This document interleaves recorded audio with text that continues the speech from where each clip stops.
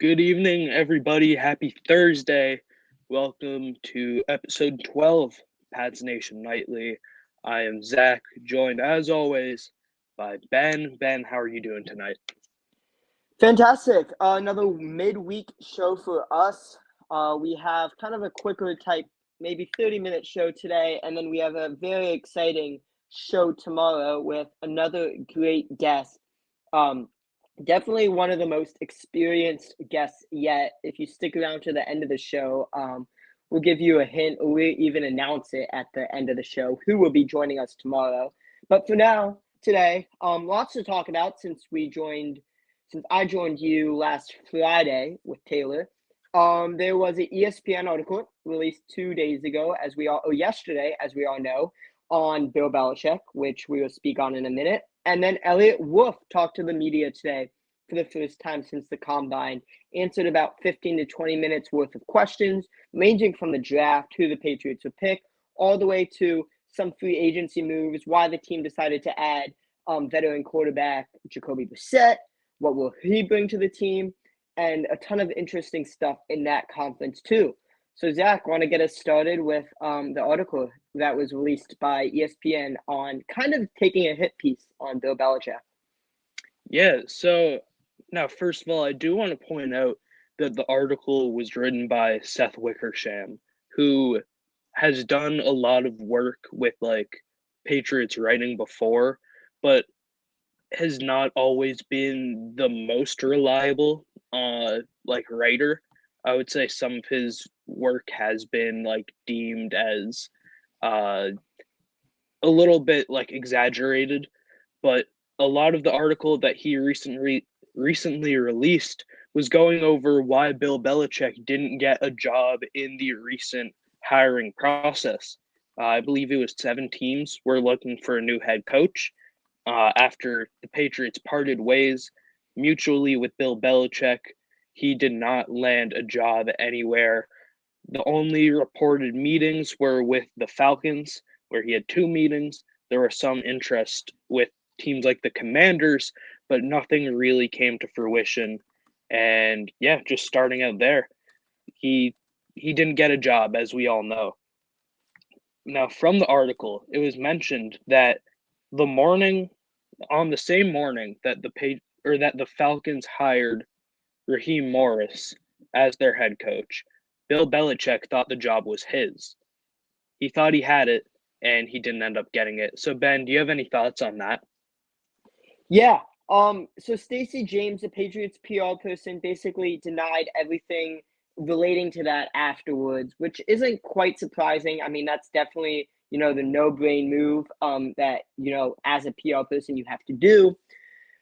Is it trustworthy? Zach, like you said, Seth isn't the most trustworthy when it's coming to the Patriots, although he definitely does have sources inside that building just because of the amount of articles he's written on the Patriots in the last 20 plus years. My biggest takeaways from the article is that Robert Kraft, they said, like you just said, Robert Kraft told Falcons owner Arthur Blank not to trust Bill. Quote, not to trust Bill. Obviously, that was denied by Stacey and Robert Kraft, but I mean, that by itself is definitely headline worthy, right? You have obviously Kraft and Bill have a huge amount of success together. Bill didn't have that type of success in the 1980s and 90s before joining the Patriots. Joining the Patriots, Tom Brady, we all know the story. And so that was one. That was my biggest takeaway. My second biggest takeaway is Belichick was reportedly blindsided that the Falcons hired Raheem Morris as their head coach. That by itself, again, is another big takeaway because Belichick had several meetings with the Falcons taking place at the facility on Arthur Blank's notorious 200 million plus yacht. So it definitely seemed like things were going well between the two. So Belichick, again, was blindsided. My third biggest takeaway was Belichick is expected to sign a deal with Peyton Manning's Omaha Productions, his first media deal. As we'll get into that a little more because he appeared on the Pat McAfee show yesterday as well. And that was exciting for everyone. He kind of gave a little inside look on how NFL teams operate during this time of year, including one of my favorite quotes from that, not to get totally off topic, but he basically said all the information you're hearing right now is coming from agents, which is 110% true. No teams right now are leaking who they are going to pick because there's nothing to gain from them. There's legit nothing to gain from the Commanders, from the Patriots, from any of these teams leaking to the media who they're going to pick. If you hear on Twitter, if you see something, if you hear something, blank team is interested in blank player. Blank team is reportedly liking blank player a lot. That merely means the agent is trying to, one, boost that client's draft stock, right? They're trying to get their name in the media. Or two, kind of telling other teams, like, this team is interested in this player, so maybe you should be too. So those are the two things that are kind of basically these agents are gaining from. It's not like there's nothing bad about it, right? They have a job to do. Everyone has a job to do in this cycle, the media, the agents, the player, the team. But nothing you are hearing right now is coming from team executives or from GMs. That sort of stuff is going to be released kind of the day of the draft. Not to get totally off topic. One more big takeaway I have before I hand it back to Zach is there was 3 teams that have caught Belichick's interest in possible coaching destinations. Those 3 teams are all from the NFC East: the Dallas Cowboys, the Philadelphia Eagles, and shoot, Zach, what was the last team? The Cowboys, Giants. the Eagles, the Giants. I said yes, and the Giants. So those are 3 teams to watch as the season gets underway in a few months. Adam Schefter of ESPN was reporting this time of year, or this next season, you might see some coaches on a shorter leash because you have coaches like Bill Belichick available, like Mike Vrabel. Exactly. You have these coaches who can be available, so you might not see firings happen after Thanksgiving. It might be, week 6 or week 7 instead. If you find the Dallas Cowboys 2-4, if you find the Giants 1-5, that type of thing. Yeah, and the biggest thing, or I guess a couple of the biggest things that jumped out to me, were one, like you had talked about, NFC East teams being interested. In the article, Seth Wickersham mentioned how the Eagles did have some conversations internally about whether or not they should move on from Nick Sirianni, their head coach, who he's been a good coach in the regular season, but there's been some concerns about their playoff success. And then it was also mentioned how a friend, I think it was worded as a friend close to Belichick, believes that he would not coach anywhere next season unless it's for Jerry Jones, which is not all that surprising, but still interesting that it was put out there where the NFC East is a big destination for Belichick potentially, with a bunch of 3 out of the 4 teams potentially looking to move on from their head coaches after this upcoming season. But it seems that it'll most likely be the Cowboys with Mike McCarthy. I think this is the last year of his contract, and he just also hasn't been the best coach. Cowboys have always have high expectations and haven't really lived up to them in recent years. So, yeah, I mean, can we pencil in Bill Belichick to the Cowboys next year? No. But do I think it's more likely than not? Still early on, but at this point, I would say so. So I thought that was a very interesting perspective there that somebody so close to Belichick thinks the only place he'll coach next year would be the Cowboys.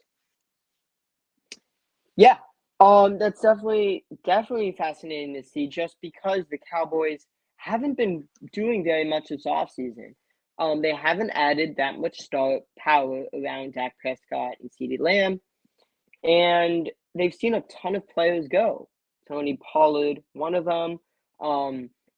They signed a running back last night or 2 days ago. I'm forgetting his name, but that was one of the first signings in quite a while. And he wasn't even. I mean, I'm forgetting his name. No disrespect, but there really haven't been that many big moves to Dallas.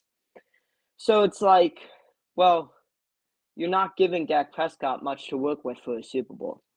Moving on just a little bit here. Belichick joined the McAfee show, like we said. That was also exciting because you kind of got to see Bill Belichick out of his coaching element. He was smiling the whole show, something he rarely did. And some people forget how Belichick used to be like really talkative to the media.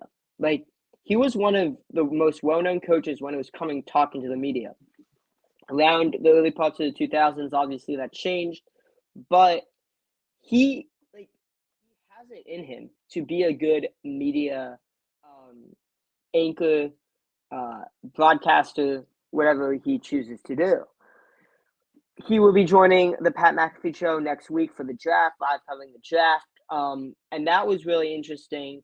That one, it was McAfee's show that he's joining, and not NFL, or NBC, or ABC, or NFL Network, one of those shows. But it was in fact ESPN's Pat McAfee's show. So it's just going to be interesting to see how what he gives away. Is kind of my point. And if a team like the Patriots trades back, what would be his reaction? What would analysis kind of be? Yeah, and I mean, like you said, it's definitely going to be interesting hearing that perspective from somebody who was such a prominent figure in the league for however long, uh, and has been. Bill Belichick's known as the head coaching genius that he is, but also you can't forget that he was the team's GM. So he was the one making moves on draft day, trading down, making the picks, all of that good stuff. So I think it'll be fun hearing his perspective, and maybe he knows. I mean, he said on the Pat McAfee show yesterday that, oh yeah, I've had a lot of fun this year because I've been able to scout players, college players more, look more into them, due to him not having a job with the Patriots or any other team at the moment. So I think he'll go in, he'll give incredible analysis because he's such a bright football mind. You don't become a 8-time Super Bowl champion by being not football smart. But yeah, I'm excited to hear what he has to say, especially when the Patriots are on the clock with potentially Drake May or Jane Daniels on the board. Does Belichick think that they should stay there, stick and pick, or should they trade back a little bit?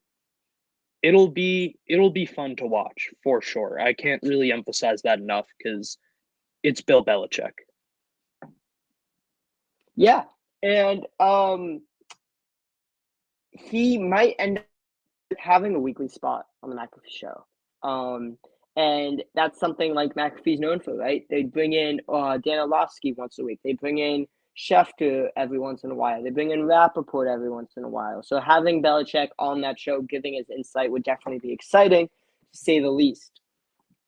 Kind of switching gears just a little bit here, kind of talking back to the draft. It's a week away from tonight. And the Patriots top 30 visits had to end yesterday.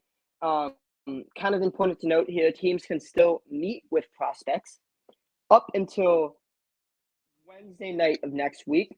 Those meetings, however, cannot take place at the team's facility. It has to take place either at the player's school, at a dinner, whatever it may be. But those meetings can still take place. I think 23 top 30 visits out of the 30 were announced. The others will start being announced as the weeks kind of go on here. They met with all the top quarterbacks, like that you said, including Michael Penix, which some didn't think they were going to meet with him. The top 6 quarterbacks. So it would be May, Daniels, Williams, Bo Nix, Michael Penix, and Drake May. I think that's 6. Yep. Met with 4 of the 6, excuse me. Caleb Williams obviously is probably going to go number 1, so he only took 1 visit to the Bears, and they did not meet with Bo Nix, which I am ever so thankful for. I think Bo Nix could be fantastic in the league, not with the Patriots, not with the system they have, not with the offense they run. So hopefully, not going to jinx it, Bo Nix will find a great career in the NFL on the West Coast, just not with the Patriots. And also, really quick before I let you go, really quick, I just wanted to say, it sounds like the Patriots, if they take that quarterback, that it's most likely going to be Drake May. But I wanted to add in there's been some controversy on Twitter with Jaden Daniels' agents, athlete 1, Ron Butler, who has been liking tweets, kind of taking a hit on the Commanders for how they kind of interacted with all those quarterbacks. They kind of brought everyone in at the same time. They brought J.J. McCarthy in, they brought Drake May in, they brought Jaden Daniels in, and they kind of all had one top 30 visit together, which Alan Peters, the current GM of the Commanders, did in San Francisco. Not many people know that, but he also did that in San Francisco. But he brought them all in at the same time, and Ron Butler, the agent of Jaden Daniels, was like, why are we doing this? So that's kind of been viral on Twitter. And I don't think it means anything, but if Drake May goes to the Washington Commanders, I hope that's the case because I have been on Jaden Daniels since the beginning. I know everyone on Patriots Twitter almost disagrees with me. Everyone we bring on the show disagrees with me. Zach disagrees with me. I think you hear first. I'm going to figure out how to clip these recordings. And as soon as Jaden Daniels makes the playoffs and puts on 20 pounds and starts winning games, I'm going to go back to this. He's going to be the best quarterback out of this class. Now, hold on. A lot of people, Zach and I's podcast, this stream, I said at the beginning, I don't want to be a hot take podcast. I don't want to people clipping us. I don't want to just make stuff up for clicks. I honestly believe I have spent hours and hours and hours watching film on these quarterbacks. I have watched all sorts of games against SEC opponents, against ACC opponents, against Big Ten opponents. I have read articles about how their teammates think of these quarterbacks. I have watched their pro days. I have just done an incredible amount of research on these quarterbacks in particular because of the position the Patriots find themselves in. I don't care how Jaden Daniels was at Arizona State. I don't care how he only had one good season because that's not true. I don't care that he takes too many hits. I honestly, in my full assessment, I honestly think in my full assessment that Jaden Daniels will be the best quarterback out of this class. I think if we're going basically on this, I'm having a lot of fun right now, but if we're going on this, I think J.J. McCarthy is going to win the Super Bowl, is going to be the first one of these quarterbacks to win a Super Bowl. I don't know if it's in 5 years, whatever. I think Caleb Williams is going to be a great quarterback, but I do not trust the Chicago Bears. I know the amount of draft capital they have. I know all that stuff. I don't trust their ability to develop quarterbacks. You saw what happened to Justin Fields. Caleb Williams is a whole different level of quarterback. I completely understand that. but he's going to be a great quarterback. I don't think he's going to be at the level that some think. I think Jaden Daniels is going to be okay. I think Jaden Daniels is going to be the best quarterback out of this class. I also hope what the Patriots do is, I know I'm going kind of on a tangent here, but I hope what the Patriots do is, as tough as it for me to say, I hope they give Brissett the start in the next season. I want Daniels to learn behind him. I want him to not be rushed into the NFL. I want him to take as much information as you can from Jacoby Brissett. People forget Jacoby Brissett isn't a bad option to start at quarterback, especially for a team who might not be competing for much this year. Coming off a 4-13 season, you retain some of the most guys. This is a team that's going to be competitive. I don't think it will be competitive next season. And why rush a quarterback in for a team who's not going to be competitive? So before I let you speak, J.J. McCarthy, first quarterback to win a Super Bowl. Jaden Daniels is going to be the best quarterback out of this class. Caleb Williams is going to be good, not great. Spencer Rattler is going to be the most underrated quarterback in this class. He might be a career backup, but he will be the most underrated. I don't think he gets out of day 2. I think Penix is going to be a decent option. I think Bo Nix is going to be and I think I hit all of them. Oh, Joe Milton. You have to throw Joe Milton in there? I think I froze for a minute, but throwing Joe Milton in there is kind of crazy. I'm gonna backtrack a little bit to No. Oh, I can't hear anything. It's lagging really bad. But I'm gonna move back a bit to before you went on your Jaden Daniels tangent. Michael Penix, I'm even if he's not the pick, he won't be at 3. Even if he's not a future Patriot, bringing him in for a 30 visit is perfect. That's what the Patriots should have to do because he's the perfect candidate for a trade down. If New England decides, oh yeah, pick 3 is a great spot to be at, but we have major holes at receiver, tackle, and 5 other positions too, then they might want to trade down, get Joe Alt or Olu Fashanu, or get probably couldn't get Marv, but maybe Malik Neighbors or Romo Dunze, gain an extra pick, and then you can get Michael Penix. So it was very weird that they had no pre-draft meeting with him up until the 30 visit, because nothing was reported out of Mobile from the Senior Bowl. Nothing was reported from the Combine. The Patriots had no top decision makers at Penix's pro day because it was the same day as, was it UNC's? I believe so, yeah. It was the same day as UNC's, where obviously Drake May was working out. So it was interesting to see them have no pre-draft contact with the, I would say, consensus QB5. But now they have. Now they've had a 30 visit with him, which is, that's where you really get to know the prospect. And then even going back a little bit to the Commanders 30 visit strategy, or however you want to call it, with bringing in all the quarterbacks at the same time. I just don't get it. You have all this time. You're going to bring in multiple players on the same day, but the quarterbacks are the top players that you need, top priority, and just bringing them all in on the same day doesn't make sense to me. I think those are the guys that you need to have more so a personalized meeting for, and take your time with them. Otherwise, it could potentially backfire. Yeah. I kind of went on a quarterback tangent. Give me your predictions. For top food. In the same way First you to did. win a Okay. Super Bowl. All right, wait. First to win a Super Bowl.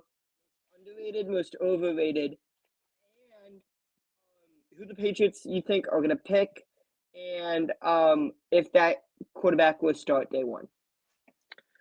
First to win a Super Bowl, whoever the Patriots take, obviously. Um, whether that be Drake May or Jaden Daniels or JJ McCarthy.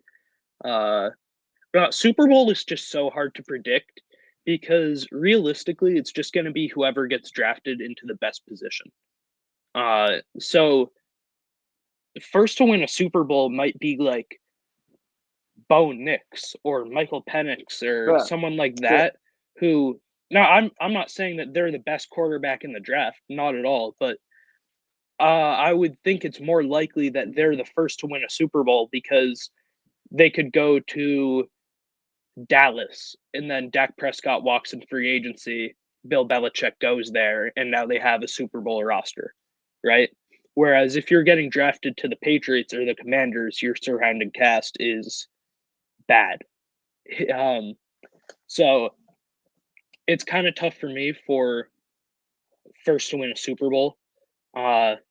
Most underrated would probably have to be Spencer Rattler, I guess. I know he's not in like the big six, but he's grown.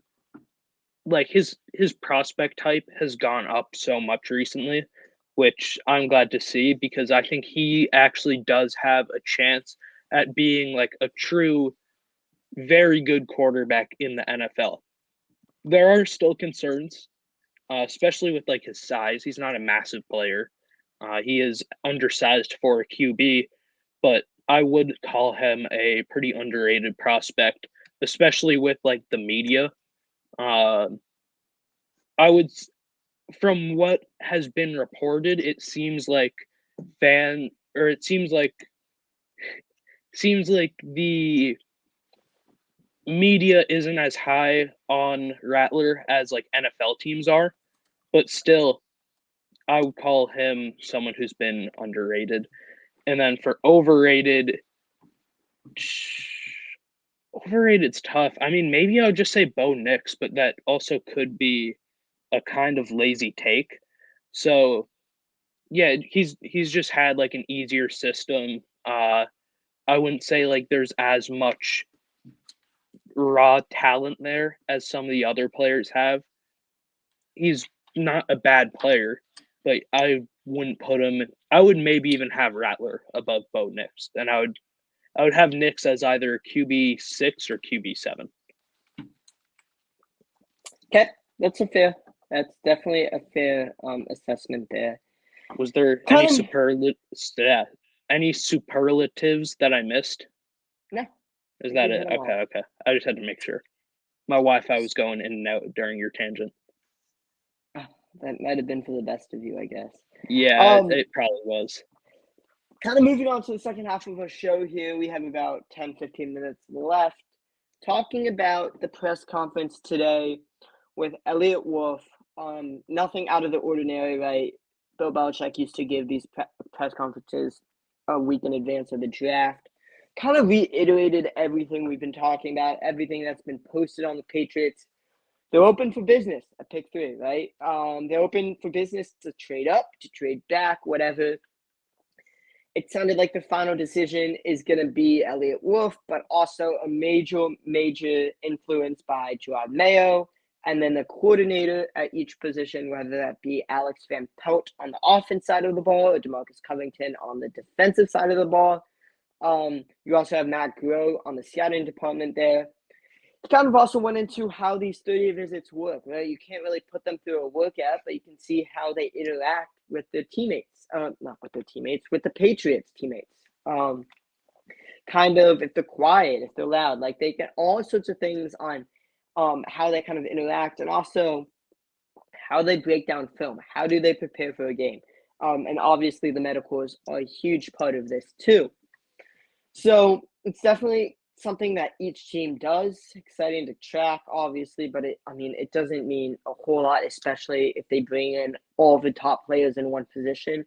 It means they're targeting that quarterback, as in Drake May, Jaden Daniels, whoever.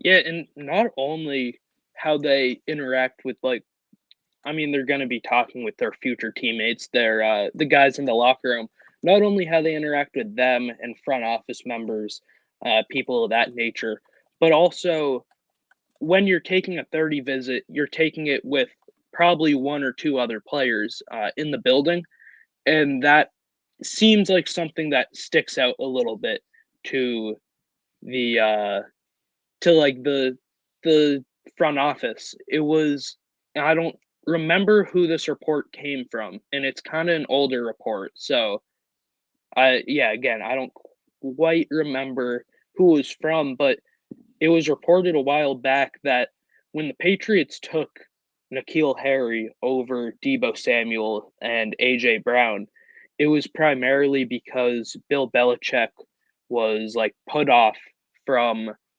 the from their like behavior on their 30 visit. There was something about them like not taking it seriously enough.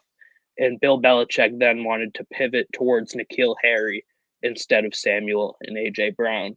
So that's also something to keep an eye out for because I don't know how important it is, but it you should have it in the back of your mind because it's it could end up coming up.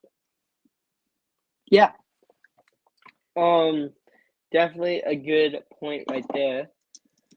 Moving on just a little bit, sticking with the draft talk, obviously, Elliot Wolf was kind of getting into how they evaluate players as executives for the Patriots, right? Bill Belichick kind of got into that on McAfee show, saying they don't really draft based on this year; they draft based on what they're going to be in their second year in the NFL.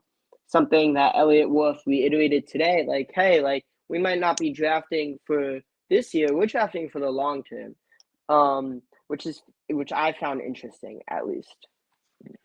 And another thing that I mean, it's been something he said a lot throughout his press conferences, but still jumps out is that the Patriots are open for business at pick 3. And Elliot Wolf said that they haven't been offered a bag like Gerard Mayo had alluded to previously. He said, yeah, we'd be open to moving down if we get offered a bag. But they still could potentially be in the market for trading down or picking a non QB at number 3. I think that moves us well into Ken's comment. Wants our opinion about what Elliot Wolf said at moving down. Would that be the right decision? And Ken would want them to take Jaden Daniels if he's there. Now, it depends. For me, I am somewhat significantly higher on Drake May than I am on Jaden Daniels. So I think for me personally, if it's Daniels on the board, I would trade down a few picks and try to get McCarthy in addition to, a first rounder next year, a second rounder and a first rounder, whatever it may be.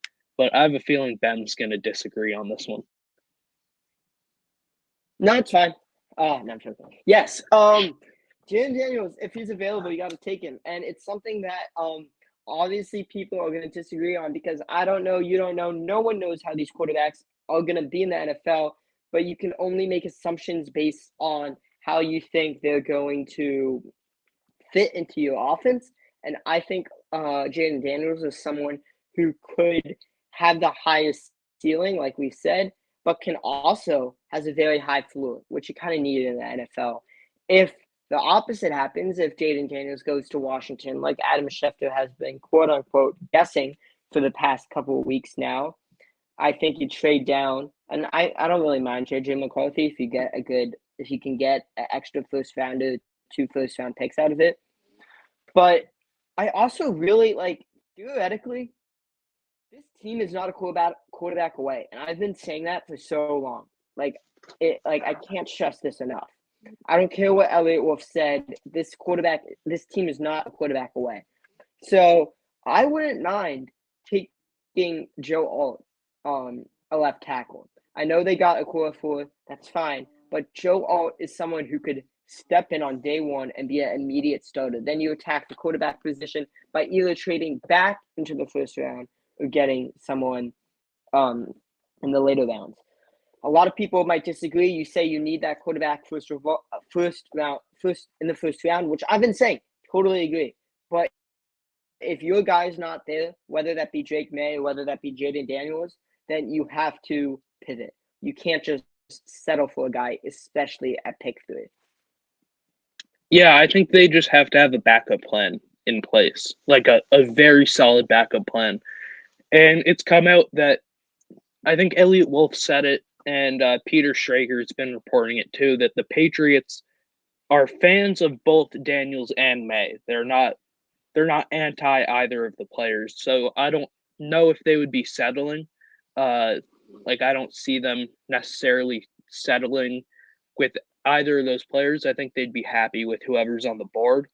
But still, if they're not high on May or if they're not high on Daniels and that's the player who's on the board, they have to recognize, okay, now we still need a quarterback. Let's trade down, get an extra pick, and get Michael Penix, or let's trade down and get JJ McCarthy, or if they like Nix or Rattler or whoever it may be, like even if you don't take Jane Daniels or Drake May, you still need a quarterback. So that you can't walk out of this draft without, I would say, one of the top 7 QBs, and that's what they should be pursuing. Okay, I'm kind of like, before we go, I have a fun little exercise we can do.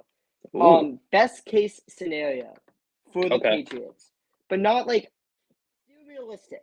The best case. And this is through the draft. If they can land a trade with someone, and kind of will alternate positions here. So since you're the guest on this theoretical segment, I'll let you. I'll let you pick. I'll let you pick the quarterback for best. Drake May, baby. Drake May. Okay. So QB1, I'm writing this down. Drake May. Post on Twitter after. Drake May, your quarterback. Okay. Yep. We have QB2 is Brissett. I'll go wide receiver 1. My wide receiver 1, best case scenario for me is going to be Brandon Ayuk. Yep. Okay. We'll go for receivers. So you got wide receiver 2, either through the draft or on the team, whatever. It doesn't have to be in order of the depth chart. Like, I guess Kendrick Bourne probably. Good pick. Wide receiver 3, I will pick. Who's a real?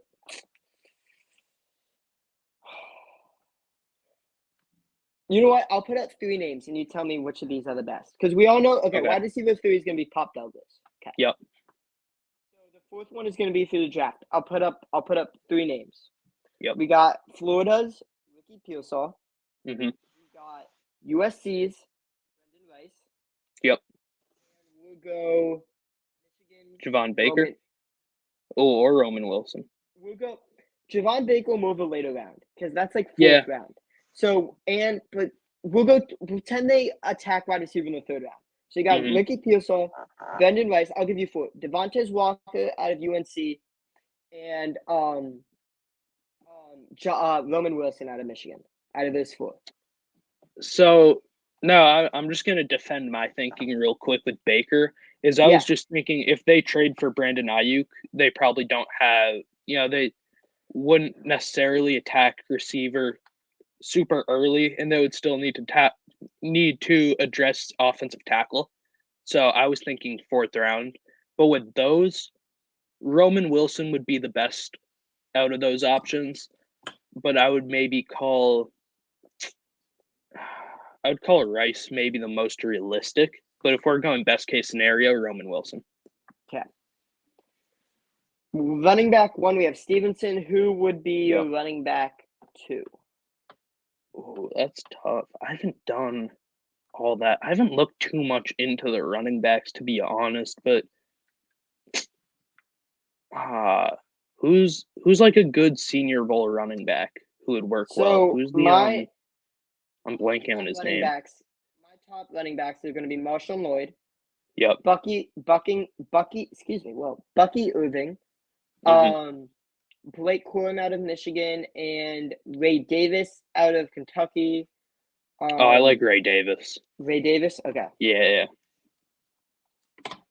Tight end 1, we have Hunter Henry.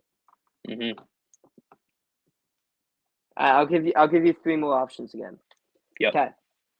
We have Theo Johnson, Penn State. Yep. Jaheim Sanders, FSU. And Brevin Spamford out of Minnesota. I was going to go with who was someone else. that? Sorry. Yeah. Sorry. Well, I don't know if this is who you're thinking. I had 2 that I had in mind just because I thought they were better scheme fits. I was thinking either Cade Stover or Tip Raymond. I forgot Which Stover's better. Stover's better, but Tip I would say fits. Raymond is more realistic. Okay, Because Stover's probably going to go in like the 4th round. I'm gonna go Tip Raymond. I like that. I totally forgot about it. And then, all right, we'll do the O line real quick, then we'll be done. Yep. Left tackle. Who is it? Kingsley? You think? Either that or I'm gonna throw out also. Now, again, I would put down Kingsley because I think that's the most realistic. But in some recent mock drafts, Tyler Guyton has been falling to like 28 to 30 range. If that happens, the Patriots should be picking up the phone and trying to trade up. Which Guyton probably wouldn't be a day 1 starter, but he has the potential to be like a better starter for the future. But Elliot Wolf also said in his press conference today, yeah, as of right now, Chuks Okorafor is our starting left tackle, most likely. So maybe they feel comfortable with Okorafor there. They can give Guyton like a red shirt type of year and then work that out for the future. But Kingsley is probably the most realistic in round 2. If not, it would be maybe Patrick Paul. So Kingsley, Patrick Paul would have a draft pick. And then we have Cole Strange at left guard. We have David Andrews at center. Yep. Owenu tackle, right? Yep. And then who do you have as your right guard? So it would either be City So or, in my mind, Jake Andrews. I think he only played a game and a half last year towards the end of the season, but he looked very solid when he did play. I think that is actually a very like fun training camp battle that we're going to be able to watch is Jake Andrews versus City So, because they are both like very competent interior linemen who could make a run for a starting job at right guard. Yeah. And with that exercise, this team, excuse my bad handwriting, I'll post on Twitter with a little typing so you won't see this. So we have, going kind of into the frame here. I don't know if you can. Okay. We have Jake May.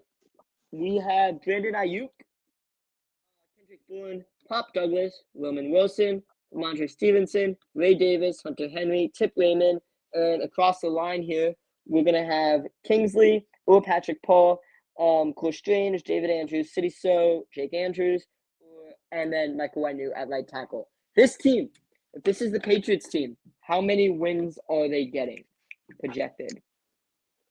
Oh, man. See, with that team, I feel like it's not built for this year. I feel like it's built for next year with like Guyton, Drake May, things like players like that. Really quick. Yep. Really quick. When you're done, count to 3. We're both going to say at the same time the amount of wins we think, just the amount of wins we think this team is getting. Okay. All right. Well, then, yeah. I mean, I don't think it would be that great this year, but next year would be their time to shine if they were to. But yeah, let's do it. All right. You got it. And you count. 3, 2, 1, 7 wins. Yeah, there you go. Hey! Look at that. Look at that. Getting excited for a 7-win team. 7 wins this year. Oh my gosh, that was good. And that's our best case scenario. Best case scenario. As you can tell here at Pats Nation Night, we're quite the optimists, but yeah, things could change. Well, thank you guys very much for staying for through this show. This was episode 12. Kind of hard to believe. Like we said at the beginning of the show, Fridays are my favorite show because we get to have a great guest on each and every week. And I think this has been such a good show. We should just announce it right now, if you're good Oh, with yeah, that. I think we got to do it. You want to do the So- honors? I'll do the honors. Go right ahead. So we have another beat reporter joining us tomorrow, Friday. Someone who has been on the beat for quite a long time, who has plenty of experience. We've had Sophie and Taylor on the last 2 weeks, who are both tremendous beat reporters, but they're kind of a little new to the game, kind of on the younger side. Not to say this guy isn't the most, not to say this is this guy coming on isn't a very young guy. Also, he is, but we have the Boston Globe's Chris Price joining us tomorrow, which is quite the honor, quite exciting. That was a fun way of introducing. That was all that. Chris Price is joining us tomorrow, everyone. Chris Price from the Boston Globe. If you're seeing this, we're sorry for Ben calling you old. I know it wasn't. I was saying he was young. No, I was saying he was young. No, okay. That was okay. Anyway, Chris Price is joining us tomorrow. We are very excited. He is the best guest, most experienced guest we've had on the show yet. And Zach, want to close it out? Yeah, sure. Thank you all for listening. Happy Thursday. We'll be live with Chris Price tomorrow at, I believe it's 4:00. If you want to listen to that, hear our updates on the show, etc., right down there. Follow the socials, Instagram, Pats Nation. Oh, awesome. Oh, well, Instagram, Pats Nation Nightly, X, Pats Nation Night. Follow it if I'm not lagging, if you can hear me. And yeah, have a great night, everybody. Thank you to the 110 of you listening in right now. Go ahead and follow the socials down below. Have a great night.